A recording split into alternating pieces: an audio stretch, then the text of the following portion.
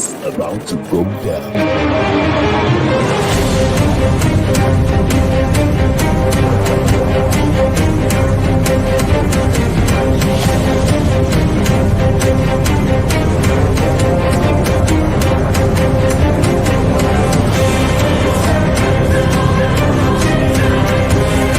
It's lovely pass, and here he turns cleverly. Can he find a finish? Oh, he can! Skill by Joshua, and a return right hand. Good counter right. Bullen is hurt. Second right hand. That clipped him as well. Now he goes in for the kill. Well, Ricciardo is inching into the lead, and Ricciardo will win the Italian Grand Prix! Gonzalo running the floor.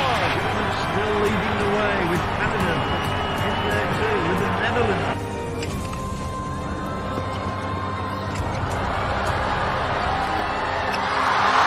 And Musa makes it 4 goals in 2 World Cup matches. The Monaco Grand Prix! Ricciardo triumphant in Monza. Through Bowden Barrett and an early touch and an excellent.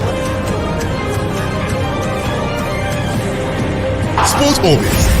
We make the world go round. Hello and welcome to Sports Orbit. My name is Afcon. Salif Usman is also here with me. It is my pleasure to be back on the studio again for the Sport Orbit. All right, we have a couple of stories for you this evening. Of course, Omeruo is in the news.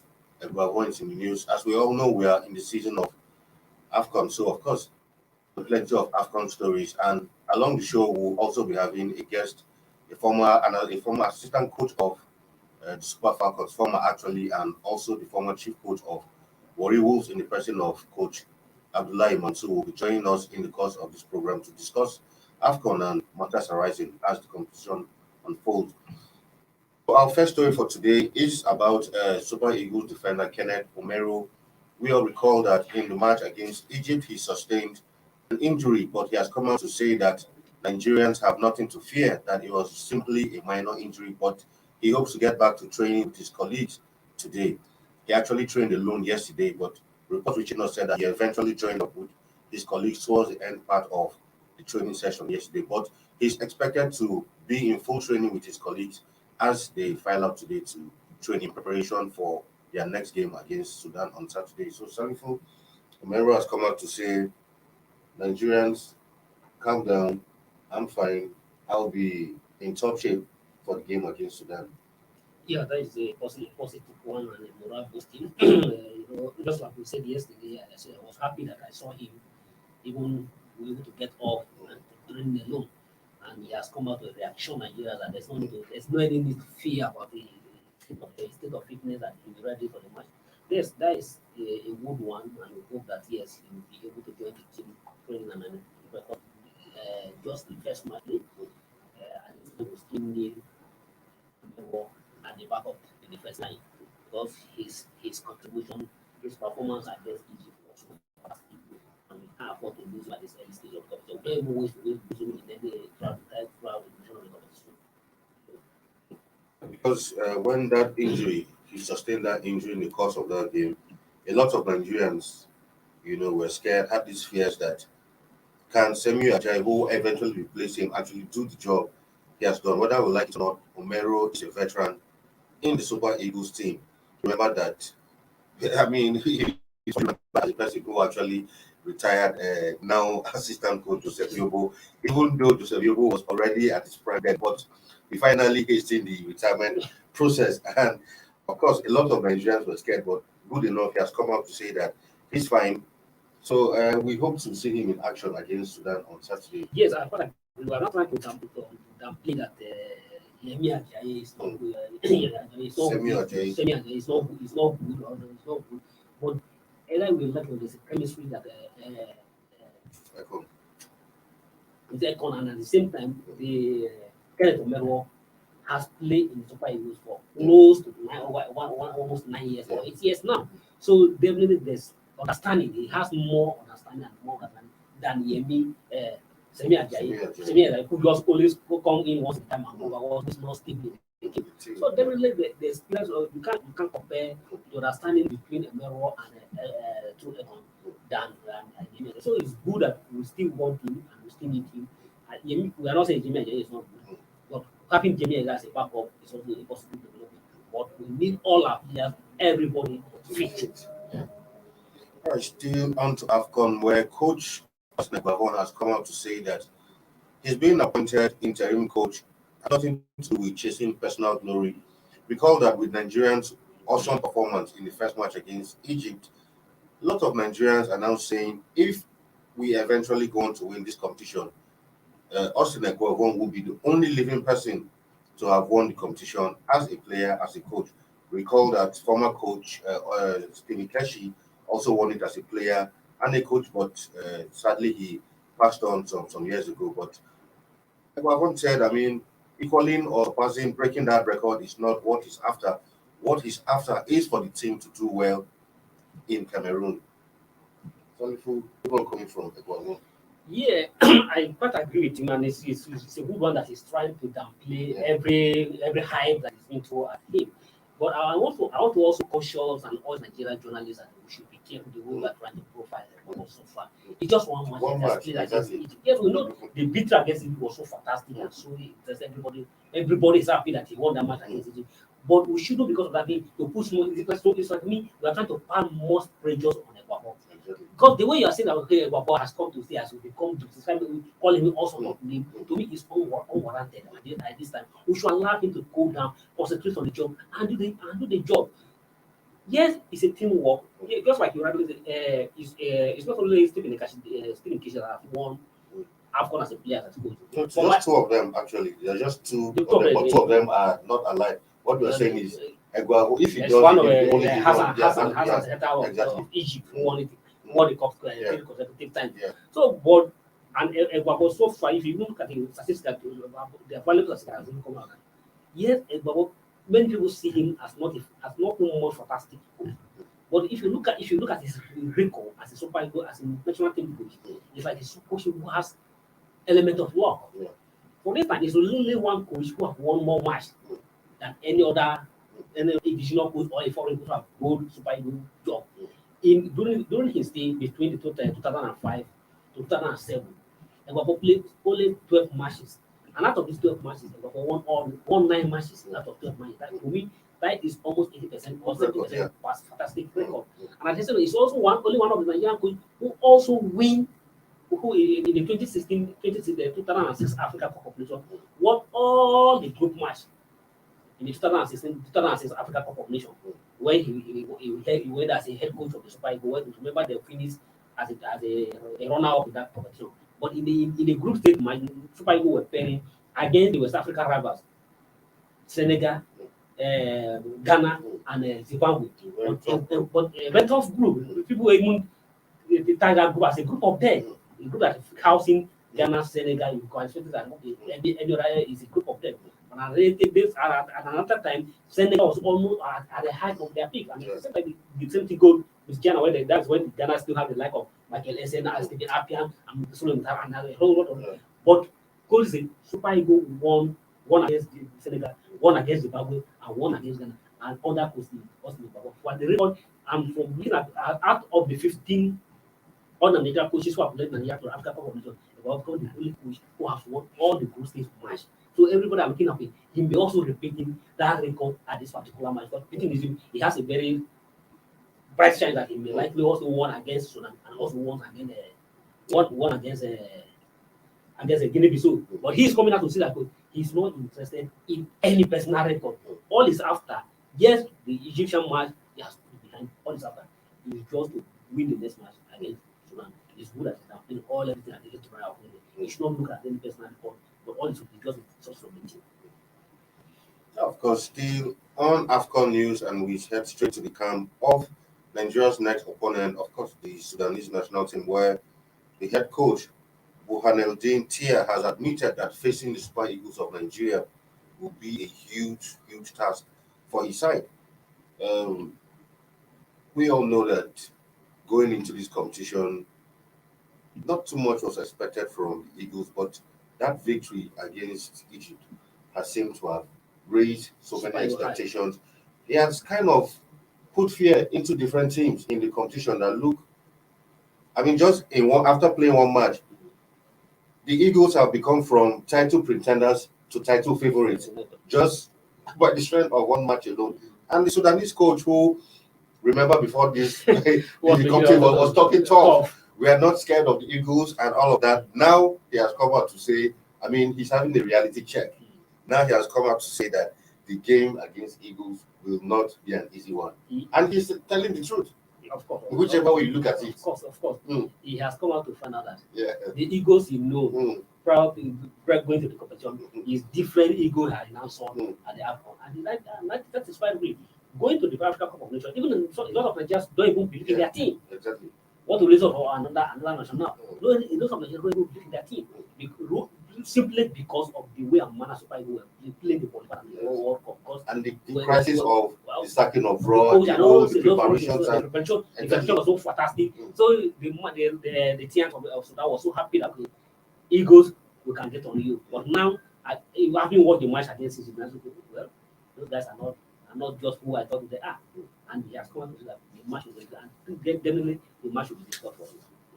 There's no need to write about it. And there's one to say that the match will be discussed. And then the Super Eagles. All right, still on to Afcon news. So far, pundits have been saying that this looks like one of the lowest scoring Afcon after first round of games, because in the first round of game, after 12 matches, only 12 goals have been scored, 12 have been conceded, and 11 players have been on the score sheet so far. Salifu, do you think the situation is going to change when second round matches come up, beginning from today? From today, when Cameroon is no longer Ethiopia. What is, to me, what is happening at African Cup of Nations in Cameroon, the way I look at it is a positive development. People may have said that, okay, there's a whole lot of goods are not coming and this and that. But to me, I see it from a different perspective. It shows that the African defenders are more growing. I'm not saying that the African strikers are not too good to scoring a goal, but it shows that the defenders are also built up. So in as much as you may see as a disadvantage that the strikers are not doing their job, I also commended the defenders for holding to ensure that not conceding a goal. Anyway, today Cameroon will be up against Ethiopia. That game will come up by 5 p.m. I'll be keeping an eye on that one. If my producer has results of yesterday's matches, of course, some matches went down yesterday, and look at that one. Yeah. The result of the match yesterday, Cote d'Ivoire and Guinea Cote d'Ivoire won that match by 1-0. So, and then the earlier match was going to the team yesterday was Mali and Mali to Tunisia, which was at the end of the controversial way because of the one setting the free from Zambia was able to end the match two times. And remember, after we were even discussing yesterday, there was even when the Malian was addressing the postmaster during the captain that he stopped the match and they have to go back to the pitch. And play for another 3 minutes. So the Malian moved to the pitch, but the Tunisian players who were protesting but refused to come out to the pitch. They wanted to come out to play for the last 3 minutes. They have killed their morale already, so there was no point going back to the pitch to continue a game in which they protested. But whatever they are protesting, asking for that match to be cancelled, to me, it's not. So that's not. That shouldn't even be. So, but the whole thing that the result of that match has come to stay. Right, at this point, we'll go for a short break, and when we come back, Sports Orbits continue. Don't go nowhere.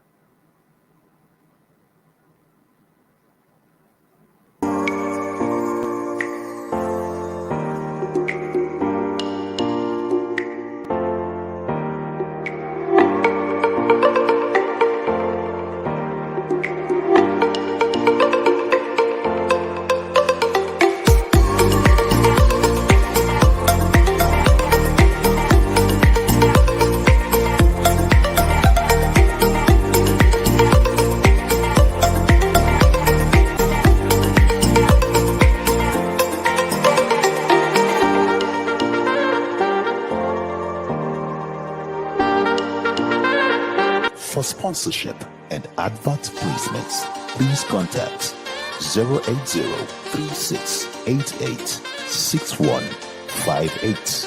Last Word Leadership Podcast Studio. You have the last word.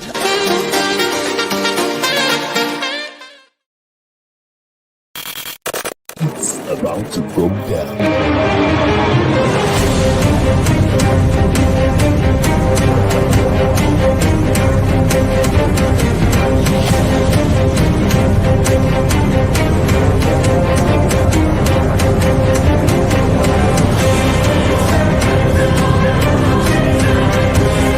It's lovely pass, and there he turns cleverly. Can he find a finish? Oh, he can! Skilled by Joshua, and a return right hand. Good counter right. Bullen is hurt. Second right hand. That clipped him as well. Now he goes in for the kill. Well, Ricciardo is inching into the lead, and Ricciardo will win the Italian Grand Prix! Gonzalo running the floor.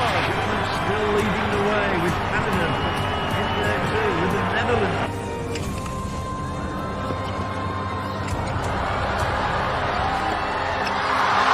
And Musa makes it 4 goals in 2 World Cup matches.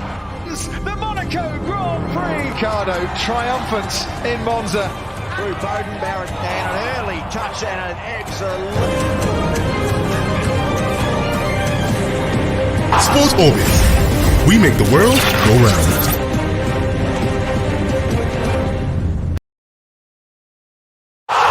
Sports Orbit. We make the world go round.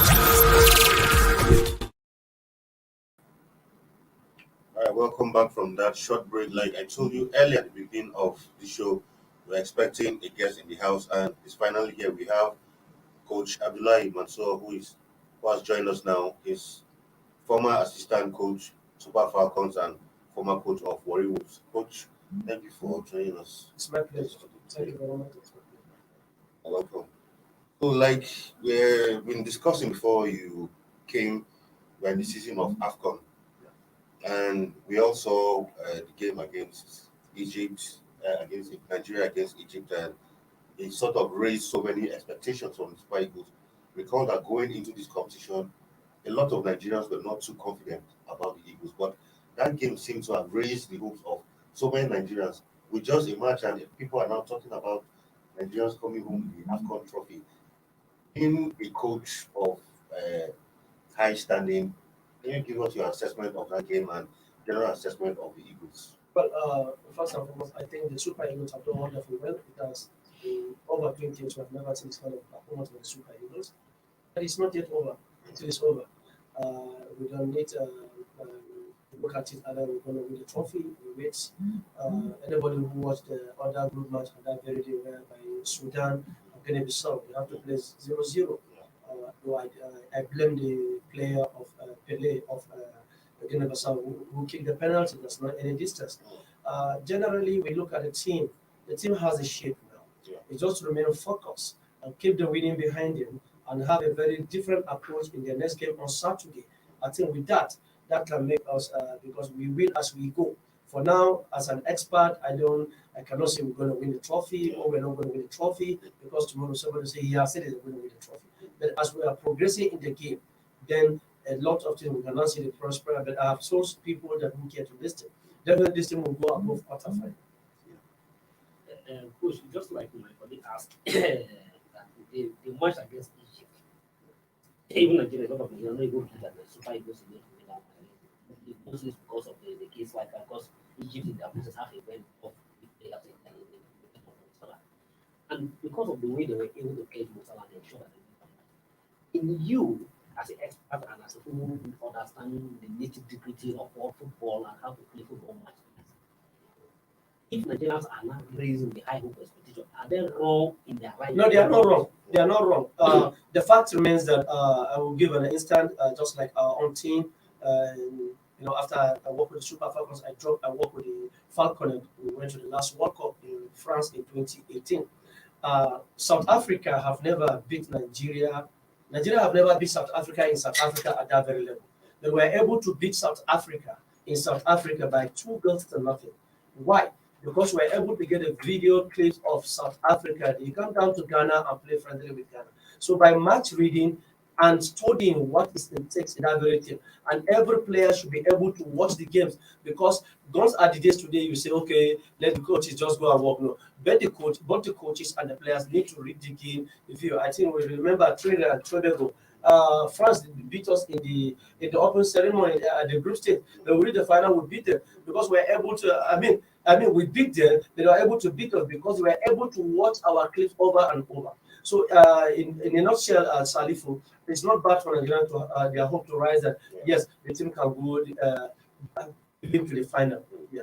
Okay, because if you're looking at the squad, the players against the formations adopted by Wabo against Egypt, how do you assess the Super 40 team led by Wabo and the previous Super Eagles team other than Wabo? Well, as a Nigerian coach and as an assistant secretary of coaches in Nigeria, first vice chairman in FCT, I think indigenous coaches can do better than these white people. As a matter of fact, if given a good atmosphere environment, it's all about man management. How is your relationship? We had a lot of story what happened in the Super Eagles camp. Discipline-wise, management, this white man cannot manage. And now you see we have some matured men in the team. Looking at bringing in the Allays, bring in Dr. Terry Aguaja, who have been almost for 2 decades in America. So you see, it's very good. And the formation, when you look at the formation, we go back to our old formation that we are used to. And these boys are ready to play, to give their best, because they need Nigeria more than any other, than we, even the Nigerians who are inside. Because the more you play the game for your country, the more you get better opportunity and your market share. So it's a teamwork. And with what you said, Salifu, I think it's not about selfishness, but I think also Cerezo, Austin Igavo, has what it takes and his technical crew to be able to reach a certain level, even to play in the final of the trophy. Well, before my colleague asks me another questions, and as a coach always tell you that every game comes with a different approach. When against Sudan, are you of the opinion that Babas adopt a different approach against Sudan, or the same approach that work against it also to be sustained? Just like what I said, to answer your question, what I've said before, they have watched the clips of the opponent. They know what they are going to adopt, and Nigeria should not be surprised to see either 1 or 2 changes in the starting team list. It's one of those things, because different game, different approach, and different philosophy approaching for the game. I cannot ascertain to tell you this is what I should use, because I am not the coach directly involved with the team. They train with the team after our first match. They train yesterday, they train today, they will have a light training tomorrow. So to that your question, they know better who they can bet. I know definitely there may be 1 or 2 changes in that approach. All right, generally looking at the Afcon, before you came, we were talking about the fact that, especially in the first round of matches, the score lines have been very, very low. The first round of matches is on record that it is one of the lowest scoring Afcon after the first round of matches. Just 12 goals being scored, apart from the game Cameroon against Burkina Faso, which was 2-1. Yeah. Most of the games have been 1-0, 1-1, 0-0. Yeah, the fact remains that the finishing on goals, the strikers these days, they are not clinicals, and some of them are too selfish. They are in a better position. You give somebody who is in a better position to score the goal. So I know quite sure the number of goals is very low, but I, as an expert, I look at it. There is a kind of selfish interest from some of these players. You are not the best. Let's look at the Nigerian team. With due respect, there's several opportunities. That is why people they say Chidera Ejuke play challenge as a small boy. So you see, now you agree with what I said. So and I know as they are playing, they are developing. And let's not take it away. These guys have not been together in the camp. You can imagine a day or 2 days to depart the country when some of them gone. But as they are playing, I know verily the coaches have been working on finishing on goals of all the teams, because the goals are very low, and what determines this very game is goals. At the end of the day, I won't be surprised to see some teams that were aged because of number of goals. Okay, Coach, sorry. In one sense, the goals are very low. Don't think all those things are of the opinion that I'm not the defenders are doing very well. Yes, well, you can, it's another angle, but I don't want to agree with you 100%, because we just discussed now. I just said with your colleague that let's look at Chidera Ejuke for God's sake. he's not in a better position. Yeah. Somebody is in a better position. Give him the goal. He scored, and you celebrate. Football is not draft. Football is not snooker. It's all about teamwork. In another angle, I can say, well, maybe the defenders have done very well. But to me, if you look at, I can't recall one of the game, the goalkeeper have done extra. Very, very. The Guinea-Bissau match. Yes, Sudan is the man of the match. So even yesterday, the Mali versus Tunisia, the Mali keeper was fantastic. So in that angle, I can say yes. In some certain percentage there, the defenders, which the goalkeeper fall into that very category, they are doing very well. But to me, in 60% assessment, the strikers are not doing the needful. Wrong techniques applied. Okay, generally looking at the condition of this Afcon, what is your general assessment and your view of the whole Afcon in terms of officiating and every other thing that you have watched so far? Generally, this is the first time we have one of the controversial. I'm not surprised with Shazim is here. He has been doing it. Don't forget, there was the time the CAF even suspending, but FIFA said no, he has to be in Russia.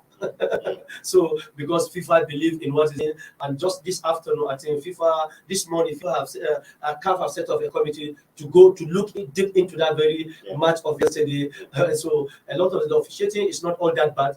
There's fairness in officiating apart from what we have seen yesterday. And generally, I think the Nigerian guys over there, they are complaining when it comes to the distance. The distance, is stressful. You have to travel about 23 hours before you go to Ghana if you go through the capital city. So to me, that is not also good. Ordinarily, they could have get some flying boats, because we saw the Katsina State FA chairman go by ordinary canoe, local boat from Yola to that side. That could have been more shorter. Just that way, when the Super is going to Benin Republic, I think they go by water, they go by boat. So it's more cheaper and it's even more safe if you have the personal security on this thing. So generally, I can give a 60%. 55 to 60% in terms of organization of the Afcon. There's one question I want to ask.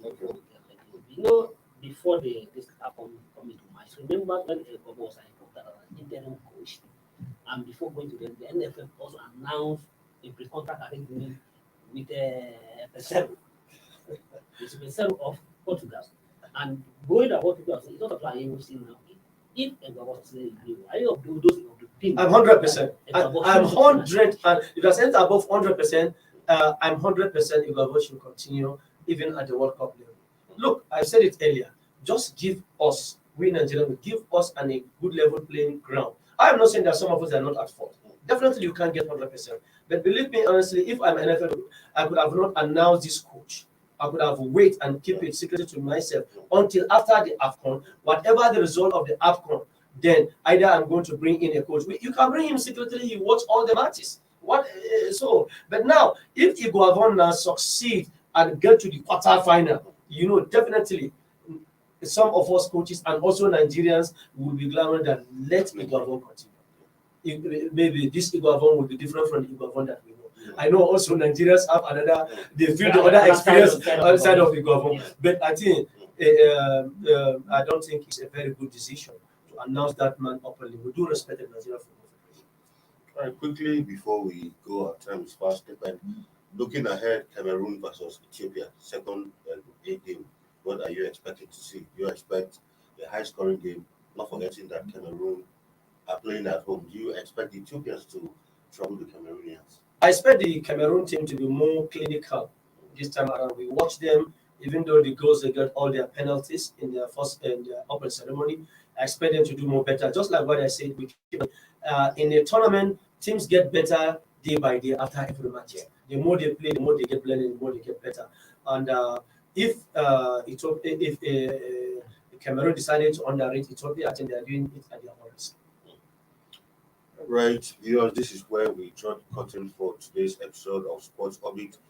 We had Coach Abdullahi Mansour here with us, former assistant coach Super Falcons, and of course, former coach of Omeruo. Coach, thanks so much for being with us today in the studio. It's my pleasure. Thank you very much. And of course, to my colleague Sanfu, thanks once again for being here with me. Thank you. Until we come your way again tomorrow with another episode of Sports Orbit, I remain your host, Afacho, and it's bye-bye from here.